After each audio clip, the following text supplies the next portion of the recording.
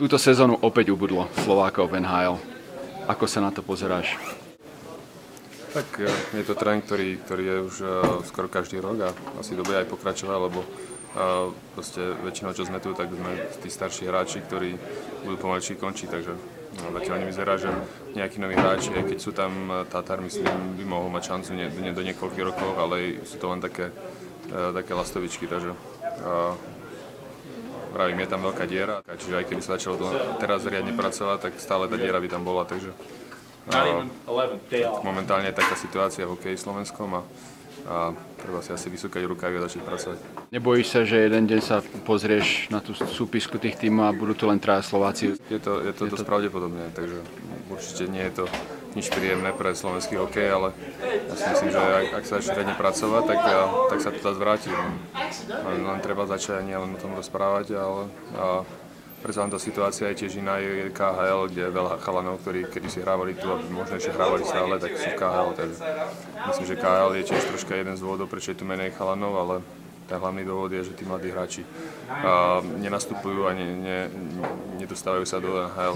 Z tvojho hľadiska myslíš, že to, čo je v tom NHL zo slovenských hráčov, to je najlepšie z najlepšieho? Ja si myslím, že áno. Tak do NHL sa je strašne ťažko dostať a ja si myslím, že aj tí mladí hráči, ktorí sú perspektívni, to zistujú, že nie je to také ľahké, musia si odrobiť na farmách, odohrať svoje, aby dostali šancu a potom, keď dostanú šancu, musia sa jej chytiť. Ak sa jej nechytia, tak je ďalší na ich miesto, ktorý čaká na tú svoju šancu. Takže ja si myslím, že určite kto tu je, tak je najlepší, aj keď si myslím, že je veľmi veľa dobrých hráčov aj v KHL alebo v Európe zo Slovenska, ale si myslím, že niektorí hráči by tu boli schopní hrať, čo sú v KHL, ale predsa len aj peňažne je to pre nich výhodnejšie hrať v KHL, takže všetci tomu rozumieme, ale tí, čo sú tu, tak sú jedni z tých najlepších.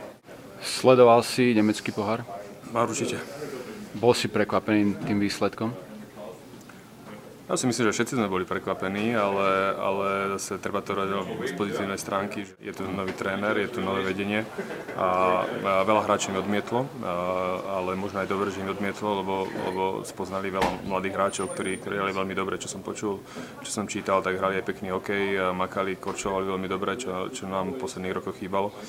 Takže ja si myslím, že je to veľmi povzbudivé, ale treba ďalej pracovať. Myslíš, že je to dobrý trend, ktorým sa teraz to vedenie uberá?